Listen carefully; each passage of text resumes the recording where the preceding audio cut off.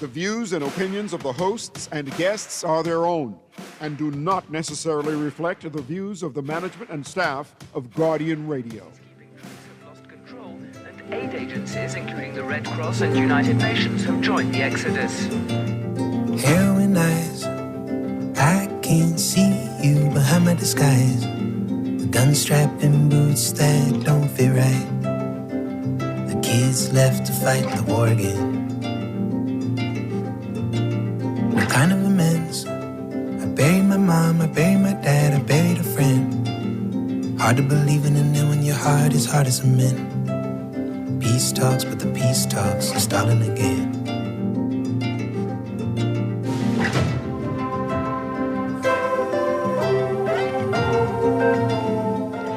Good morning this morning and welcome back to Guardian Radio 96.9 FM, your station for fresh news, smart talk all day. It is Tuesday, the 13th of January, 2026, and you are on the clock with Air on the Side of Caution, Greene. Welcome back, welcome back. It was a wonderful holiday weekend for most of us. And now we get to experience life as it should be with the 4-day work week. There you go. What a plug. What a plug for labor rights in the country. Good morning, Crystal. There you go. Yes. There you go. Today, I reminded myself that I'm air on the side of caution, Greene. Y'all thought, see, I know y'all thought you knew why they called me a sissy. Y'all didn't know. Anyway, in the era of this case, we're going to err on the side of caution.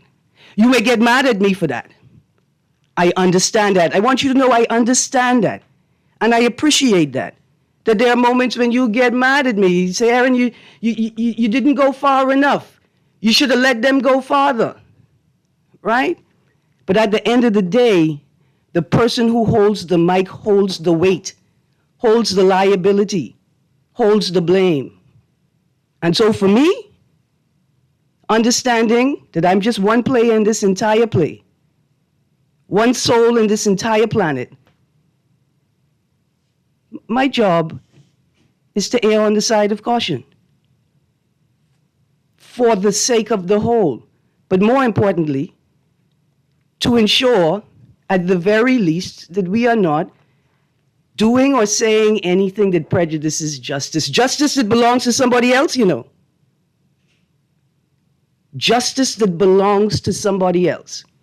So yeah, some of y'all are mad at me because I didn't let the leader of the COI speak. I didn't let him give a speech. I didn't let him say whatever he wanted to say. But one thing you'll notice, that's par for the course for me. I have a structured show, and I want to have structured conversations. Erin, that was like the last 5 minutes of the show. He wasn't going to be able to get much in. You can't call at the end of the show. It only takes two words. It only takes 2 words for a libel case. It only takes 2 words for a defamation case. On this show, we err on the side of caution. We're not trying to be the best. We're not trying to be the first, the most sensational. We're trying to have the most sound, sensible, coherent, and cogent conversations. The audience to know I appreciate that you may be mad at me because of how I hold the boundary. But I want you to know that I see it and I assess it. And I don't make decisions lightly. But I want to encourage you to keep calling in. If you're mad, keep expressing what you're mad about.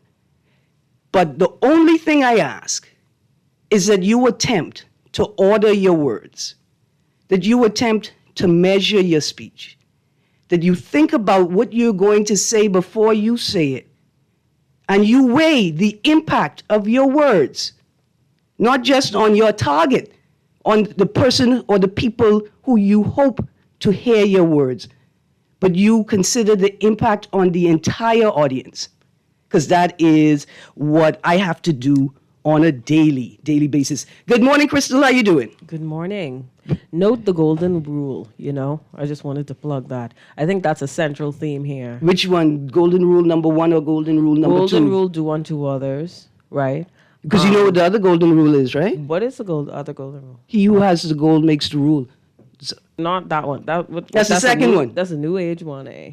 I mean, not so new age at all. However, Okay. it is the second and not the first. I mean, the golden rule is kind of like, let's live by this. It's more like you choose.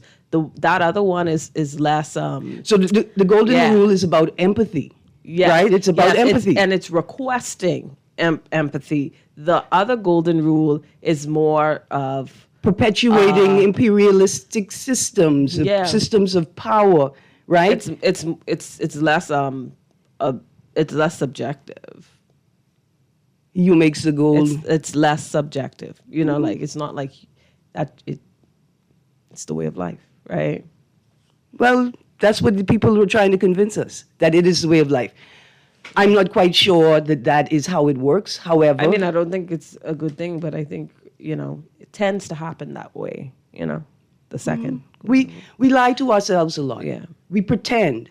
We prop up illusions that make us feel better about where we are. We like to pretend that we are. Or to find peace and understanding. To find internal comfort. Or to seek, Because it don't make any sense. To justify, A gentleman said to me one day, Greene, I appreciate you. I see you, what you're saying to the public, what it is you're trying to do. He said, but look at the world.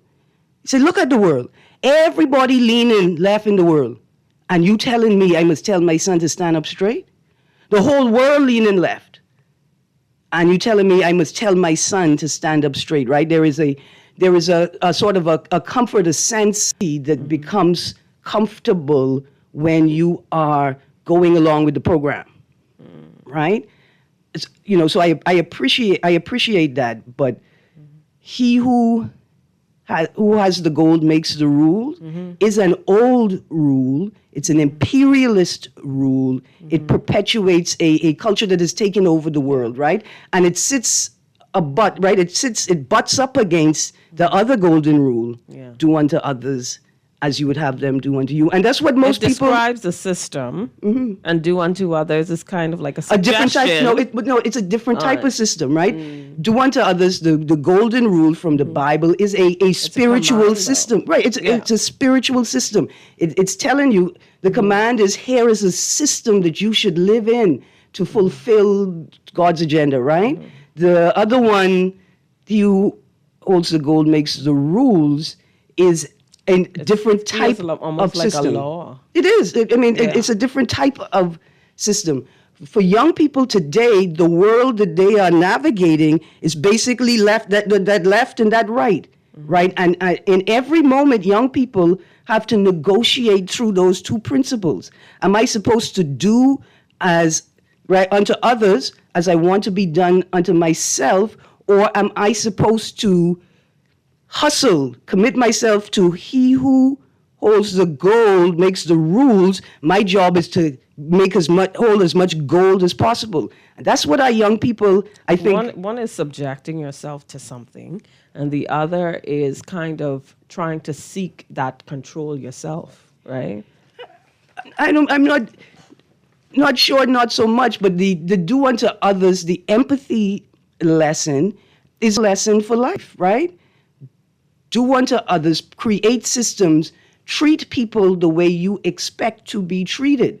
He who holds the gold makes the rules, have nothing about how to treat people. If you own the gold, if you got the money, you could do what you want. Yeah. Now, he who holds the gold makes the rules has become a system in this country.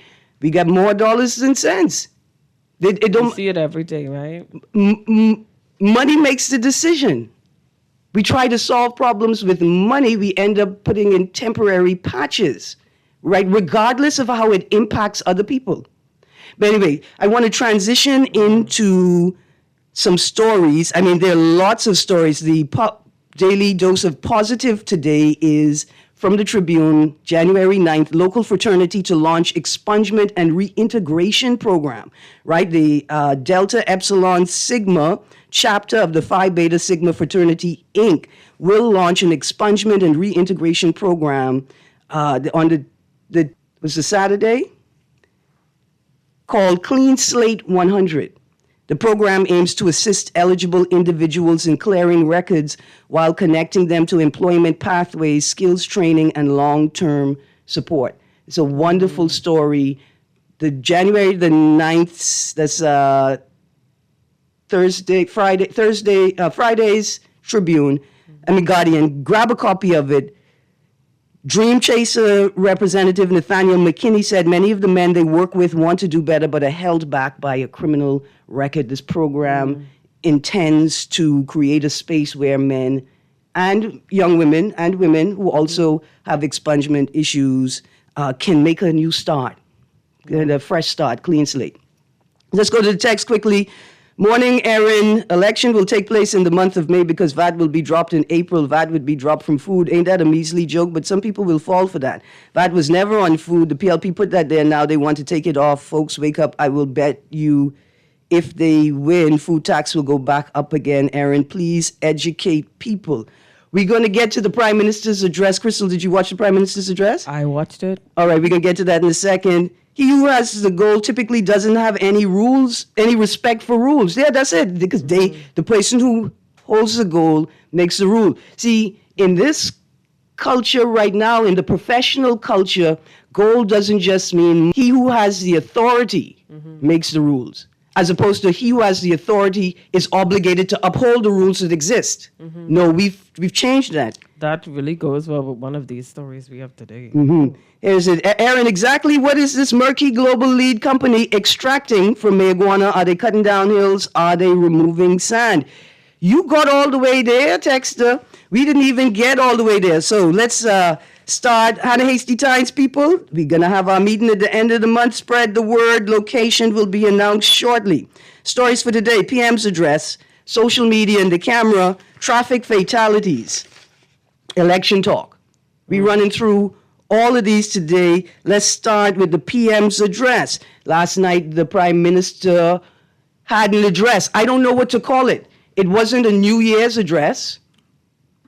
It wasn't a New Year's address because he didn't address the state of the nation coming from 2025 to 2026. It wasn't a State of the Nation address because he didn't address the state of the nation. The only thing I think he addressed was the state of the economy, and if that's the case, he did it. See, because for what an address that happens at the beginning of the year, in the first 2 weeks of the year, we expect it to be a New Year's address. I'm not sure if that's what it was, right? It was a good political exercise.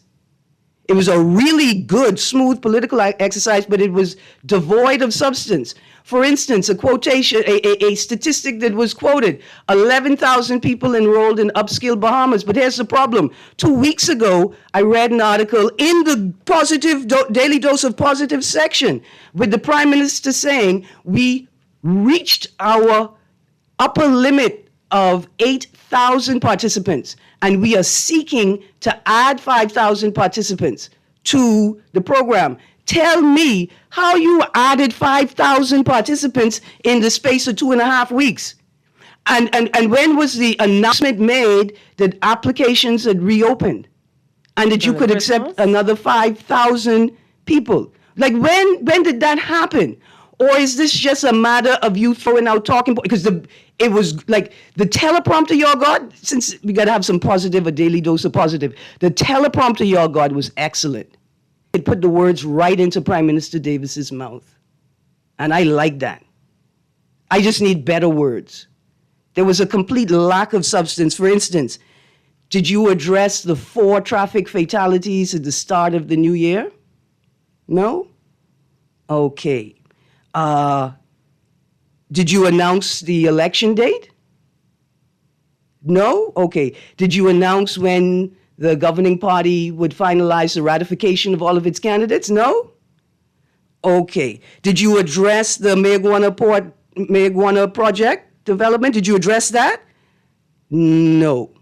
Did you address the increasing tensions in the Caribbean basin in the Western Hemisphere with our cousin to the north threatening to annex everybody and anything within his gaze?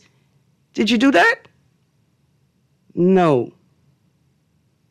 Did you address the murders for the new year? or for the last year, or the number of traffic fatalities that we experienced last year that's still at crisis level? Did you address any of that? No. So exactly, I can tell you what it was. It was a clear snapshot that long gone are the days of governing a country, that the Davis administration in particular has been focused solely and sorely on managing an economy, as if Bahamian citizens are nothing but numbers. Anyway, let's go to the phone line quickly. Good morning, caller. Good morning, Miss Greene. How are you? I'm good, thank you. How are you? Good. Trust and hope that you had a good weekend. Yes, sir. Listen to me, Miss Greene. Mm-hmm. That speech last night from the Prime Minister, Mm-hmm. it was like a sermon from a pastor. Mm-hmm. Take out of it what's for you, and leave the rest. You just take what's your part. When the man preaches, the man doesn't preach to everybody in the church, you know. I feel That's why you. he spread it so you could get what is your own. Man, listen. My own in that yesterday. Okay, yeah, what did you get from it? That's good. What'd you get from it? The VAT. Yeah, Cutting the VAT. That was for me. I got you. Now, the people who have the triplex And the multiplexes. duplex, yeah, they had something in that for them. Yeah, I appreciate They had that. some other, the only thing I was listening for, now he said zero, what includes the medication. No, I think it's just, and the way that he said it, if you follow it, only the things that had been previously marked down to 5% VAT will now incur 0% VAT. But another thing, too, Mm-hmm. I don't know if this is a part of your thing, but you know they have the NHI drug plan thing. Yeah. If I have an NHI card and I go to a particular pharmacy, Mm-hmm. I need two sets of medications. They always have one of them. They always have one. Yeah. But the other one is always out of stock. I got you. Okay. But they can sell me it. Uh-huh. Now, the other one I could get free. Okay. But the other one that... The free supply is out of stock. You would have to purchase it to get it. I got you. Yeah, but if they have it, if I'm on the It's NHI, free, they're yeah. doing that. Why would I have to purchase it if they have it there? Well, no, if they, okay, so they are able to purchase a certain amount for the NHI program that may have tax reduction on it, right? Yeah. And then once that amount is finished, NHI no longer has a supply, and the doctor would have to rely on their private practice supply, which they have to sell to you. But I'm talking a pharmacy. I'm not talking at a doctor's. No, office. and same thing for pharmacy, right? There is a certain allotment they get. Say they get 100,000 units for NHI that they can give away for free. But once the 100,000 units have been quote, they no longer can give it away for free. They now have to rely on a stash, a lot that they paid for, and they have to recoup the cost for. Okay, because what I'm saying, this is now being over a year. Yeah. They haven't had this in. I got you. Now, see, that's a problem, right? And we're talking about critical, because NHI is for critical medications, right? And this is critical because this is for diabetes. Oh, yeah. So I feel you. See, that I was not impressed by the number quoted. Something like 44,000 people accessing medications through the drug prescription program. I don't think that's a high enough number to brag about. But I also agree with you that there are the tech. See, what I missed is the technical details. For instance, we got 44,000 people enrolled now. By the year so and so, we will have the capacity to enroll 100,000. Like you say, it's good to enroll 100,000, you know. but you got to have the If medication. you don't have the medication here for them, then I mean, Now, here's my next thing. Why we don't have the medication? What are the? Actually, I don't know. What are the and those are the things that I expected to hear, not all the way down into the nitty gritty, but some more details. But I think insulin is very, very important. Critical, essential service. No need to joke about it, sir. We at that point now. And I wouldn't say I depend on that to live, but it keeps me going. And there are others who actually do depend on it to live. Just Because like when I go to the place where we usually frequent, Yeah. I always hear a lot of older people complaining about it. I got you. And renal care, diabetic care, eye care, all of these things are critical issues, and we need to have conversations about the allocation of national resources, But right? Miss Greene, you're a smart lady. You called 3 different cares. Yeah. And I'm suffering from 2 of them. There you go. And because they interlink, man. They interlink. Yes, it does. Thank you very much for your call Okay, today. good, man. It's important to focus. And you see what I like? There's a person who could tell you, look here, it's a PLP, critical interrogation into the prime minister, even more critical than me, right? Even more critical than me. He brought up the positives, and then he brought up some of the negatives. I appreciate think of it as because the prime minister has to be able to speak to everybody. And you need to convince me why I need to compromise with right? Like, hey, convince me why I need to compromise with renal care and diabetic care because these people need this right now. So this is what I'm going to get to. Can we do the word for the day? Can the word for the day be empathy? Yeah, empathy. Empathy. I think that fits in with a lot of what We're talking about today. this morning. All right, so when will the Prime Minister address the state of affairs in the Caribbean basin and what appears to be Trump's attempt to annex or take political control of and economic control, certainly, looks like political control of the entire Western Hemisphere? I expect my Prime Minister to address a subject as important as that at a national address. Let us transition to, I got a text here, exactly what is this murky global lead company extracting? But listen, before we get there, because I know everybody's talking about that. Social media, and this weekend on the internets, I saw a lot of things, a lot of disturbing things. I saw a video of immigration officers in the home of a family. Now, let me say, this was not the most disturbing of all the videos that I saw. Once the immigration officers assessed the identification documents of the people in the house, they quickly made their leave. Like the young people say, no slopping up, no long talk.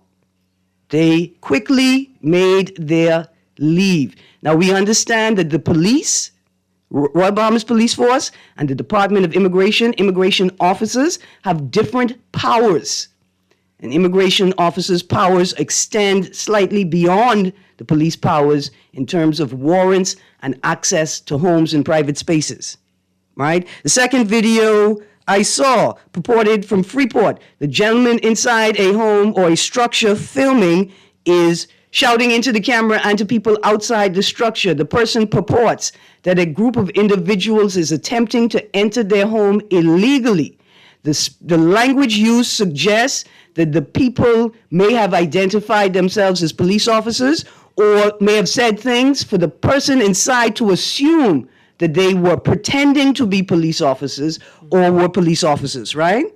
The person indicated that they didn't seem to be able to identify the location that they were trying to enter.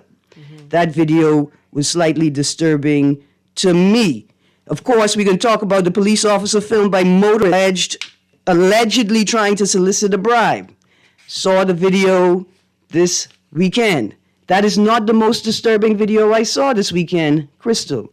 The most disturbing video I saw this weekend. Let's start here. Trigger warning. Trigger warning for people who have experienced sexual assault. This may be traumatic.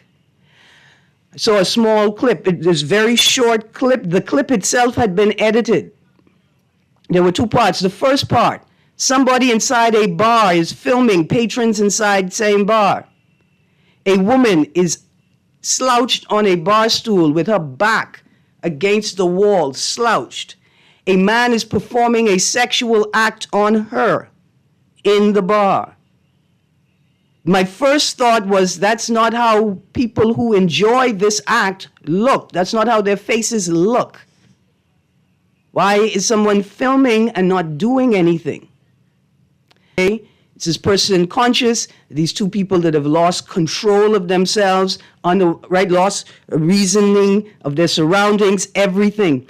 The video jumps. It's been edited, and in the next second, you see the man propping the woman up as if he's trying to stand her up off the bar stool. She appears to be unable to stand on her own. She appears to be unable to walk on her own. This is a disturbing video. It's even more disturbing. I spent the weekend reading a story that I'm familiar with about a woman from France who discovered that her husband had been raping her for over 10 years. How? Drugging her, rendering her unconscious at nighttime, propping her up in positions and in clothing, filming himself raping her, and then invited strangers and people in the community to partake in said activity. So see, right now I am a bit sensitive about these things. This is a disturbing video. I appreciate you meant evidence for a case, but you also have to stop the thing. I hope that the people in that bar prevented that man from leaving with that woman. I hope the police in that bar called the police. I could be honest with you, I was going to go to the Royal Bahamas Police Force website to see if there was a report on it, but I could not enrage myself any further if I got there and discovered that there was no report on the matter. Remember, the first traffic fatality of the year, in the article, the family the reporters indicate that they had to go to the police for information about an accident that had not been reported. That video in that bar is the most disturbing thing I've seen this weekend. Even more disturbing than the scenes from the traffic fatality on Saturday. Monday, early hours of Monday morning? Or no, the 11th, the police officer, Harbor Bay. That is a disturbing scene for me. Turning on the video and seeing that officer with red eyes, obviously tears in his eyes, overwhelmed with grief, right? Over 20 years ago, a friend and I were driving. She's dropping me home. We were on the Eastern Road, approaching Harbor Bay. A car drove past the wind displacement, pushed us to the verge at Harbor Bay, right in front of the park, the entrance, right there. Over 20 years ago. That car proceeded on around the curve there. Another car, second car, followed him and did not make it around the curve. That vehicle hit the wall. I want to say in this moment, condolences to the family of those brothers involved in that accident that night. Because we reliving something that you lived more than me. We watched that car hit that wall and the wall not let go of the car. It's unfortunate the man, 20 years ago, he also succumbed to his injuries that night. So for me, just watching the police officer go through the process of having to tell you all that one of his brothers lost his life in this accident. I lived that. I've watched that happen. I'm a traffic advocate because I have seen with my own eyes and I've felt with my own hands sitting in the road in front of Nez, victim of a hit and run in my lap while drivers and police officers attempted to ignore the scene. Yeah? The Prime Minister didn't address any of that in his national address. Erin, the Prime Minister's speech was full of hot air. That's 4.5 years late. We are still living paycheck to paycheck while a small percent living high off of our taxpayer dollars. We want livable salaries and not a flowery speech. I was not impressed by his address at all. Here's another text. Hey, Erin, did you buy 4438 in the number house yesterday? I don't even know where the number house is, I could be honest. Corinne Mitchell did a thing on me. So you saw the video, heard the entire conversation between the police and the tourists, and you're still talking about allegedly KMFL. Listen, I wrote my notes last night before I had viewed the entire video. In the era of the Brittany Harris case, we're going to err on the side of caution. When the boy is presumed innocent until proven guilty in the court of law, what I could say in my car, what I could say in my backyard, what I could say on the corner with my neighbors is not the same thing I could say on the airwaves. right? We're going to err on the side of caution with Erin Greene. All right, so let's get to the video. You know what the irony of that is? That's the same roadblock that be slowing down traffic so much that it perverts the effective and efficient movement of goods, people, and services. And what do they do in their job of the Ministry of Energy and Transport? They check in for licenses. They check in for your license for your car and your inspection and your insurance. You know what they're not doing? They're not checking for seat belts. They're not checking for people on their phone, people not using turn signals. They only use those things if they remember as an opportunity to search further, to interrogate further. See, my thing is, maybe if they were doing their job, they wouldn't get caught not doing their job.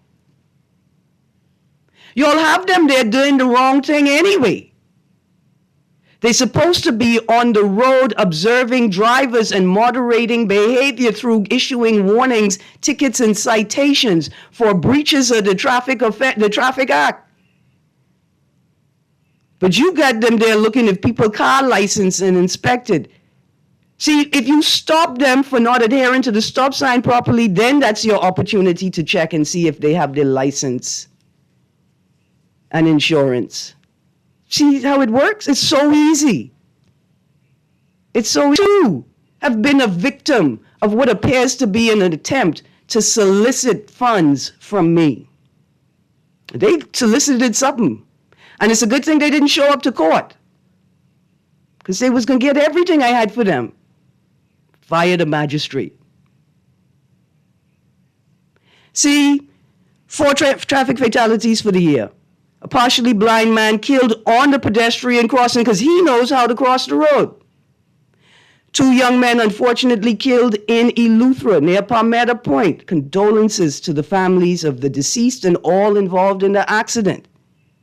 And then we come to the young man, 18-year-old Grand Bahamian resident, crashed Monday, the 12th of January, 2026, in the area of 8 Mile Rock. Shortly before 9 a.m., police were alerted to a traffic collision at the junction of Queens Highway and Stubbs Avenue. Officers responded to the scene.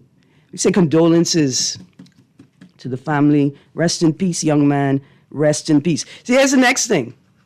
I was in Cable Beach this weekend. You know, your Ministry of Works, you know the lights saying not on, the street lights not on in Cable Beach? You know they're not on in JFK? You know they're not on in parts of the Eastern Road? Did your Ministry of Works, you divested BPL, you divested BTC, you divested water and sewage. What you doing with your time now?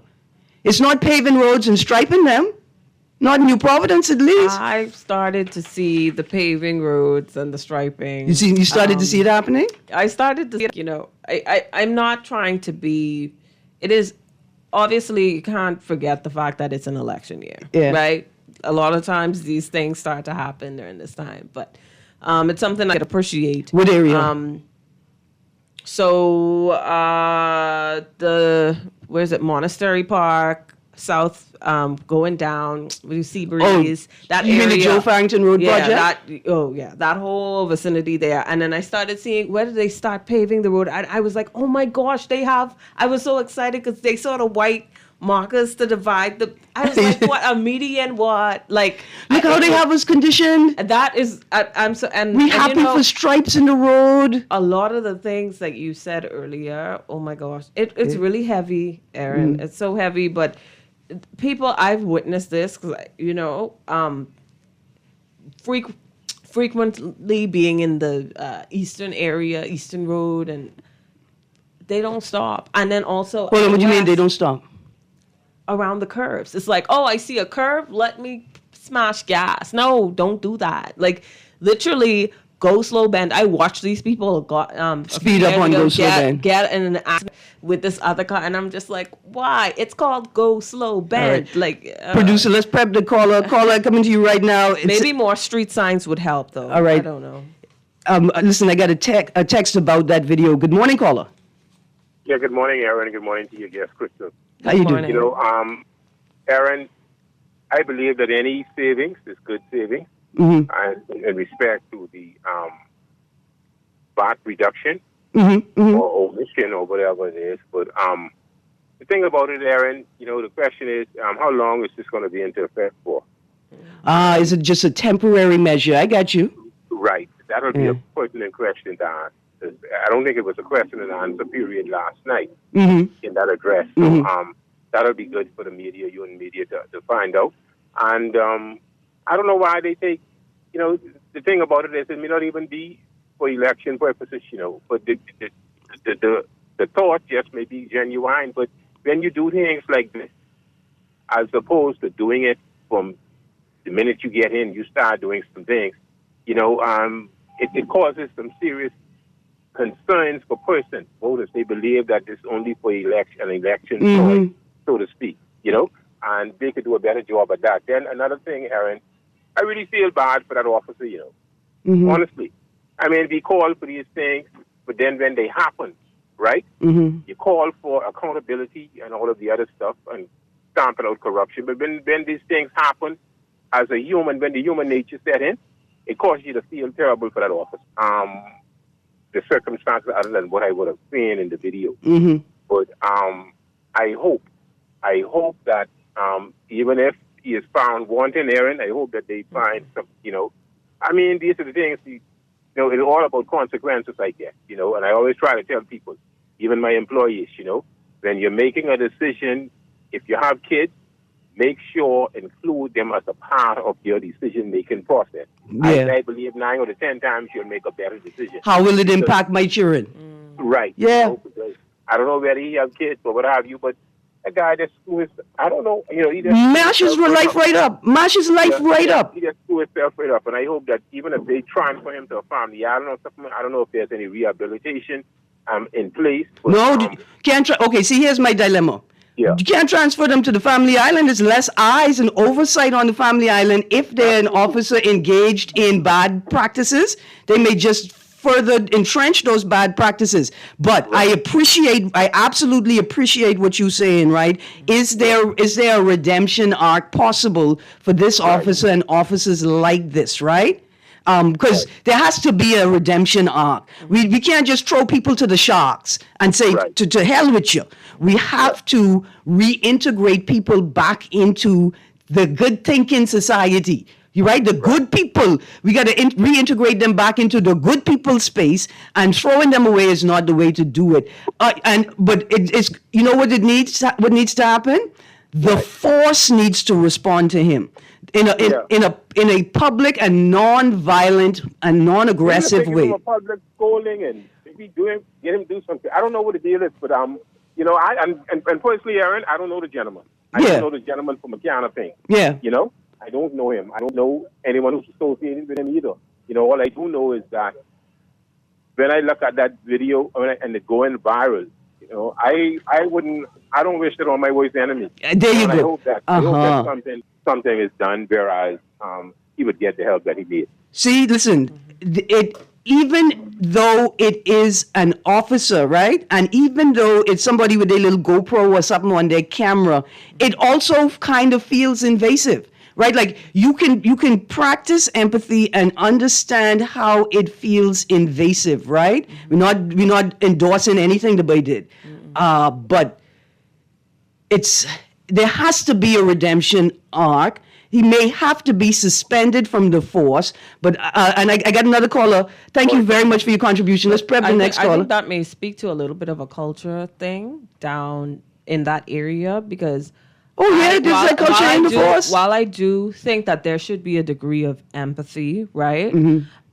Also, I can understand through a similar situation and I did not get justice. Listen, twice. You know what I mean? Because I had something recording, I would have been fine. I would have not had that terrible experience. I got you. Let's go to the caller. Good morning, caller. Morning, Erin. How are you doing this morning? Good, thank you. How you do? I think this is a very touching subject nationally, and I don't think it's getting enough national attention that it ought to. And the reason I say that is because as we talk about the word empathy, as someone who has been a community advocate, as someone who's been a community advocate, I've long advocated for for us to have some resolve of how we, the public, are treated by officers in our day-to-day commute. Mm-hmm. And that may be a traffic incident, but no one knows the amount of incidents and injustice that we, the public, suffer at the hands of our police officers. Stick a pin for 3 seconds. I will never forget the video opposite Pompey Square. The police officers manhandling that boy, throwing him on the ground, foot on his upper torso or his face. I ain't gonna never forget. Go on. Okay, but you won't forget that, Erin. But there are many of us across this country that have scars in our hearts about how we've been treated and the level of injustice that we've experienced at the hands of our police. But all we ever get is shut up and listen, shut up and listen. You know, I, the police, I'm the authority here. It's like they are the law and not the enforcers of the law. Right. And so for me this morning, there is no empathy towards, you know, the fact that the video is viral, that the tenants that uphold the police force, whether they be, I forget what the words are that are just words now. Where is the work that goes into ensuring that we repair those tenants so that there could be good relationship between the community and our police officers? Because walking around after a shooting or an incident in the neighborhood to show a sense of force is not restoring or repairing the tenants inwardly, the bonds that help to create relationships between community and police. Man, listen, I got 2 more callers. You making an excellent point. The only thing I would say is I think that we could practice empathy and still arrive at your point. I That's understand, and I agree. I really, I know. Dealing with a situation where I had a bus driver assault me with the police on the phone, and because again, police officers are willing to take bribes, nothing happens, and young people witness this every day in this country. Yes, this is one of the critical problems we have with violence and crime in our country. All right, I got you. When those of us turn to the law, forget it. I'm a person who was stalked for over 3 years, and then nobody could tell me yet who was stalking me. And the last thing the police said to me is, but Telco determined the threat was not sufficient to warrant further investigation. Exactly. I want you to know, caller, I appreciate your point. What do we do next, right? I can tell you what you do. You form an NGO that focuses, right, on documenting, recording, and seeking resolve. Good morning, caller. Hey, good morning, Erin. Good morning. How you doing?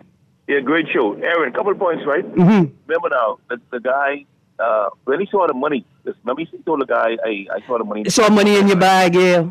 Right. I think that's one for them, right? I work with the officer downtown. I drive taxi, right? The gentleman is a good officer. I mean, as far as what I saw, right? He comes downtown, he's cordial, he says good morning to everybody, he passes. He doesn't harass taxi drivers. This is my opinion. I mean, what I'm saying, right? He made a mistake, right? Now watch this now. I think he's a constable.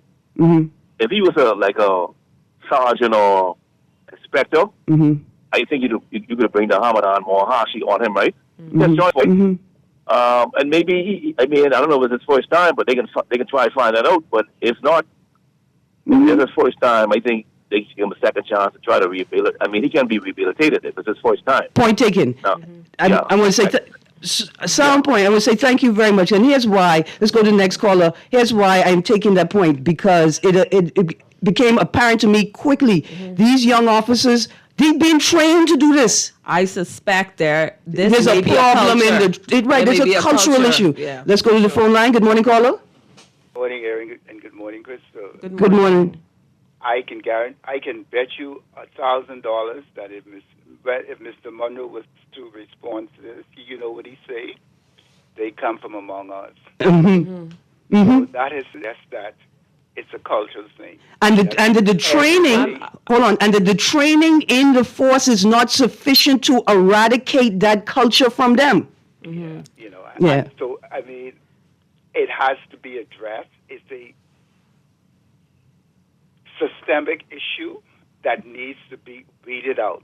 Not everyone is doing it. The few who are, it's giving the force a bad name. And so it has to be addressed. But his response is, they came from among us. So what is that saying? That all of us are like this? Yeah, throw them back to us. If they came from among us, throw that fish back.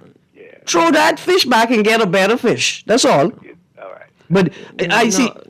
Thank you, caller. And let's prep the second caller. Go on, Crystal. But when I said that I suspect this may be a culture. I'm talking about specifically the tourism department downtown, the police, because there have been myself as well as friends and other people who use, especially when we used to be gallivanting in the area, like there was several incidents that I know of that people have posted online with the same type of scenarios. I got you. Listen, I got you. And I, like I said, I still agree with you. There's a degree of empathy for but it has to be dealt with. Yeah, it still highlights Crystal, I got you. Culture that's there. Crystal, I got you. I spent 3 years. Hold on. Oh my gosh. I got you. Traumatized. Crystal, I got you. I spent 3 years going to court. I spent 3 years going to court with a police officer who did not show up. Just shorts, traffic division. They closed the door on me. I went inside and they turned me away and said, "Oh, you don't have no evidence." Listen, let's go to the phone line. Good morning, caller. Hi, good morning, Erin. Good morning. How you do? Yeah, Christmas Eve, many years ago,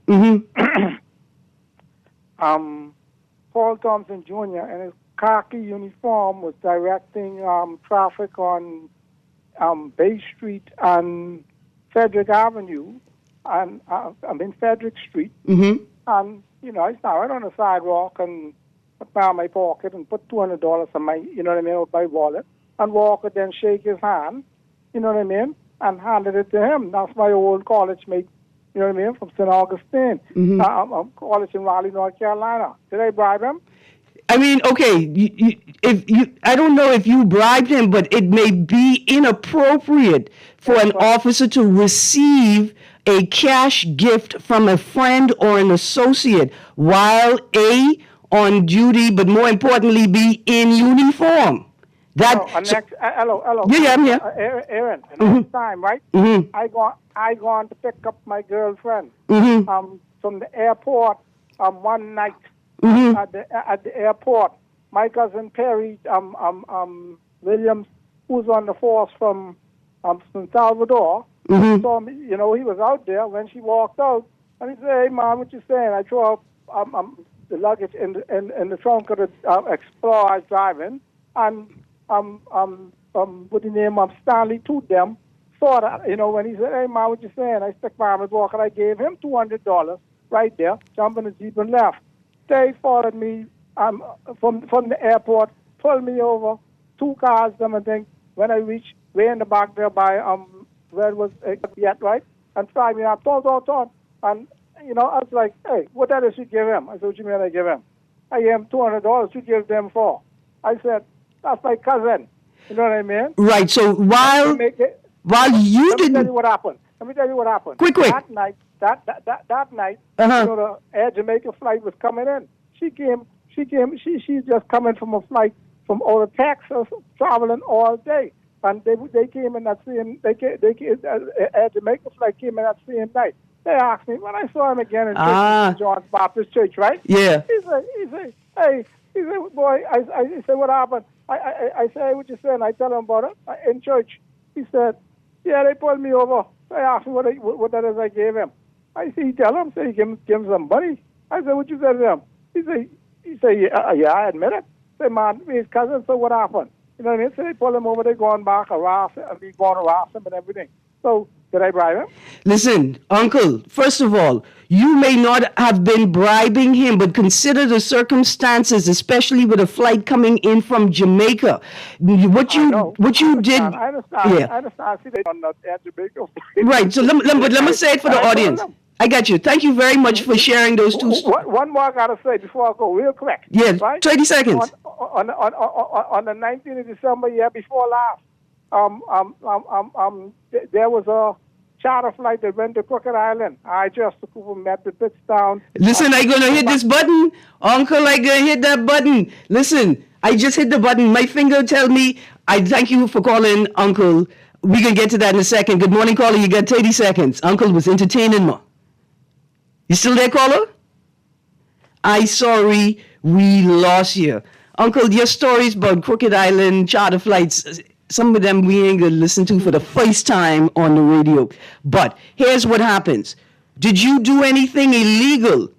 Not on the surface, not that anybody could determine on the surface. However, given the circumstances and the location that it occurred in, it's not unreasonable for someone whose job it is to be suspicious to suspect that something untoward may be going on. You may not have done anything illegal, but what you did was inappropriate, because no officer should ever be seen receiving money from private citizens or anybody while on duty. Right? It raises suspicion. It causes people to speculate in a space where no speculation should occur. Police officers should always behave in a way where others cannot speculate. There is no speculating to be done because the police officer follows the line. We have fallen from the standard. That's how far, Uncle, I'm not importing any wrongdoing into your story. That story was also probably 20, 30, 40 years ago, a different time and circumstance entirely. But it's not unreasonable for suspicion From me say Air Jamaica. There you go. There you go. Listen, to the texters, oh my gosh, I'm sorry. Here's a text. I'm 2,000% sure there are ethics rules that prevent police from accepting gifts, cash, or otherwise. There you go. And he says family members. Everybody is everybody cousin. You get to them at Christmas dinner. Yeah. Body cameras needed, Erin. Yes. Listen, what happened on that film requires proper interrogation, investigation, so that we do not prejudice or pervert justice. Especially for officers downtown. Let us talk about it in a way that does not make it likely that the thing will be thrown out. Mm-hmm. We all saw what we saw. In order for the result that we expect, let us do what we're supposed to do, which is to measure and moderate our speech. What we didn't get to today, Rick Fox say he running in St. James. What a time. What a time. The Moors Island conveyances. What you mean a 93-year-old man finally got the conveyance for his land that his people had for over 100 years? What y'all mean? I just saying. I did run out of time.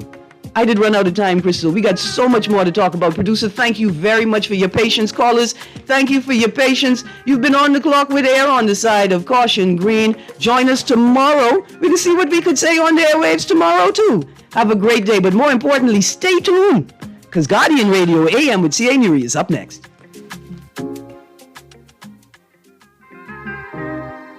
At Cleveland Clinic, care is everything. So when you're to care for the world, you'd start with your community until you're accessible anywhere. You make complexities your specialties and put compassion before anything else, all to redefine what's possible. For everyone, everywhere. For every care in the world.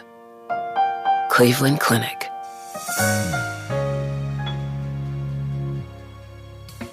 Struggling to find your financial rhythm? Make that move to Fidelity and let us help you orchestrate your financial goals into perfect harmony with free financial coaching sessions. Make that move today. Call 356-7764. Fidelity. We're good for you.